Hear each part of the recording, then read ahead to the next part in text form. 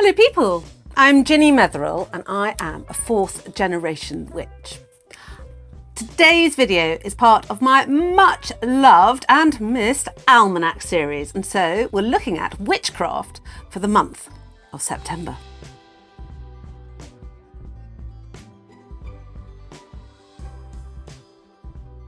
So sharp-eyed viewers of mine might have noticed there was no Almanac video for the month of August. Oops. Well, the reason was that we are in school holidays, and during the week that I would normally do my August video, we had 4 members of my family were hospitalised. They're all fine now and on the mend. Thanks for asking. So I was a bit fraught, and when they all came out of hospital, I was in my nursing uniform and being the, get them better mode. And so August fell by the wayside, and so I forgot to do my August video. However, there was a few things in August that I should have picked up on. I will put up last year's August video for you here because there are a lot of relevant information that you would be interested in viewing. So back to September. As always, I would like to give you an overview of the month, and then we will look at individual days and their significance for your witchcraft. So let's dive right in. September has a slight air of relaxation about it. Only slight, but after the frenetic activity of August and gathering in the harvest, our ancients would have sat back on their heels just a little bit because there's still other things going on in September. But they would be looking at the fruits of their labour for the year. Hence why the cornucopia is such a brilliant and great symbol for September, because it has all the wealth and the abundance of the world in it. And this is September in a cornucopia. We have laboured long and hard over the year, and now the fruits and seeds and corn and harvest of our labour is here. Cornucopia symbolises the abundance of wealth that is in the world at the moment, and one only has to look at the hedgerows and to see the fruits of the season come to the fore.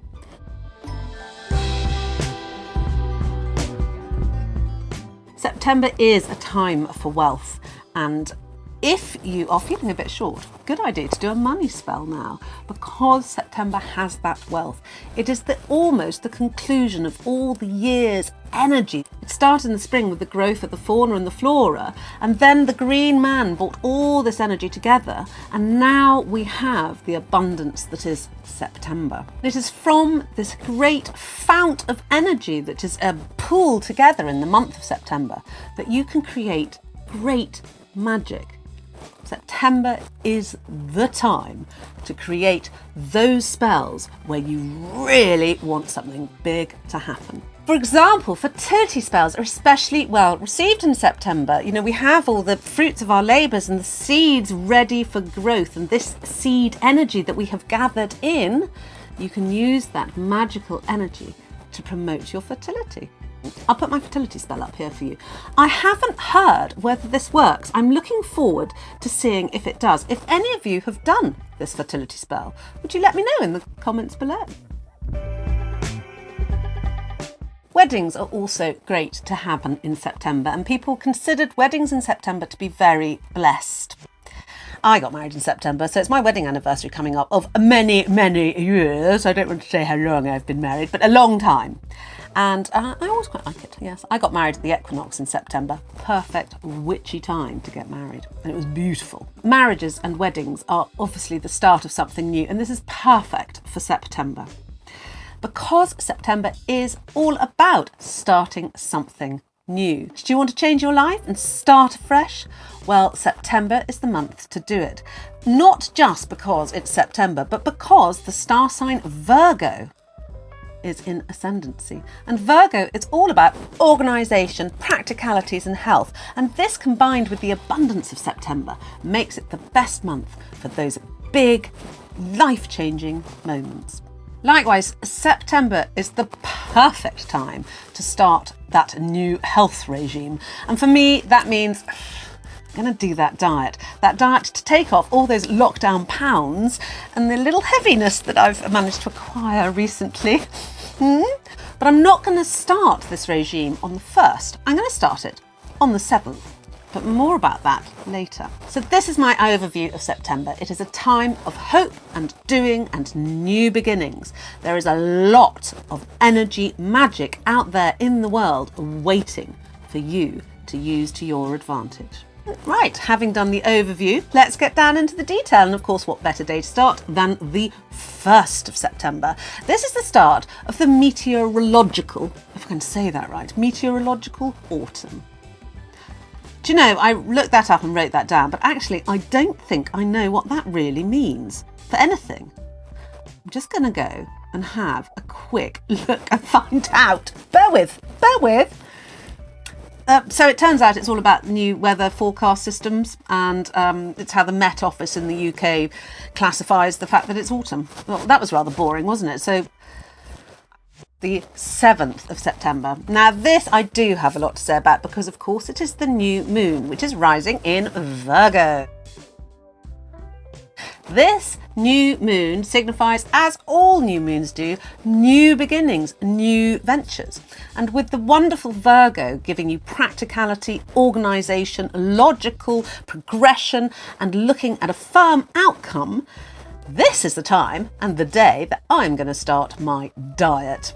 Yeah, I'm going to lose those lockdown pounds. Just watch me get thin over the next few months. I'm going to get so thin, I'm going to be like a stick. It's going to be amazing. For those of you who want to start a new other venture, this is a great time to start it on the 7th, because Virgo gives you not pie in the sky outcomes. It really gives you practical, logical, attainable goals that you could set out now. So that new job, that new university, that new school, that's why we start them in September. September is new beginnings. The 11th of September. This day is the commemorative day of 9/11, that dreadful tragedy that occurred so many years ago. However, the moon is also at perigee, which means that it is closest to the Earth on this day. Now, the Earth is guarded by the moon, not just in energy-wise, but literally too. The moon takes a lot of asteroids over the years that would have hit Earth, and it collects them and they bang into the moon first. So it really does protect the Earth. So this is a great day to do a moon protection spell. And you can combine this with a commemorative spell. And the easiest way that I would do this is to light a candle. Leave it on the windowsill for the moonlight to bathe. Say your wishes or your desires or your commemorative thoughts and let the candle burn. Truly, this is the day for moon magic. The 20th of September is the full moon, and the full moon is rising in Pisces. The Native Americans used many names for this particular harvest moon, but mostly it was referred to as the corn moon. So each individual tribe might have had, slightly different names for it, such as the time when the river grew icy at its edges. But mostly it was referred to as the corn moon, because of course this is the moon of the harvest. Now, in the UK at least, the harvest was celebrated by many ways, but one of the most important was, of course, and we've talked about these before, the corn dolly. The corn dolly symbolises the spirit of the corn. And the spirit of the corn could be male or female, it was mother corn, or it could be even John Barleycorn. The dolly needs to be kept safely through winter so that the spirit of the corn can rise again in the spring when you take your corn dolly and plough it back into the land. September the 22nd is of course the great autumn equinox, which is when night and day are of equal length. I'm not going to go into this feast of Mabon in this video, particularly because it needs a video all of its own because there's so much to say. However, I will just discuss one little thing that, should you be near, is a great way to celebrate. Standing stones in the UK were decorated by the Celts with libations or with flowers. They poured ale over them. They poured maybe milk over them. These standing stones were thought to radiate the energy of the sun and the moon. And so therefore, on this equal day and equal night, this is the time to celebrate this energy, and you can draw it forth, if you want an equal energy spell, that is, into your world. So if you happen to live near a standing stone, do please go and pour some milk or some cider or put some flowers by it. Draw off the energy and use it within your witchcraft. The 29th of September is Michaelmas, which has so much going on for it. So we'll start at the sort of this end of Michaelmas and work backwards, so to speak. Michaelmas was a quarter day. It was on this day that farmers would collect their rents, tithes were bestowed, contracts renewed, and employment terminated or started. Quarter days were set by the church because they were the only ones who kept the calendar, and it was set on Michaelmas Day, which is of course St Michael's Mass. Now, St Michael in the Christian faith is a bit of an anomaly because every other feast day that this church has either celebrates their god or human saints, such as, St John, St Peter, St Paul. St Michael was not a human. He is a spirit. In fact, he's an archangel. And he is celebrated, and very much so, by the Christian faith. They really loved St Michael. St Michael the Archangel was thought to have cast down Lucifer from the heavens when he decided to go against the law of God.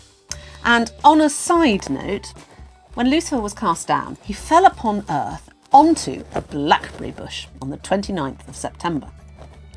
He was so cross with this blackberry bush that he spat on it and he scorched it with his breath and he trampled on it. So, for future generations, they could never pick a blackberry after the 29th of September because it had been cursed by Satan himself. St Michael was known as the guardian and the vanquisher of evil, and the Christians took him from a much older faith.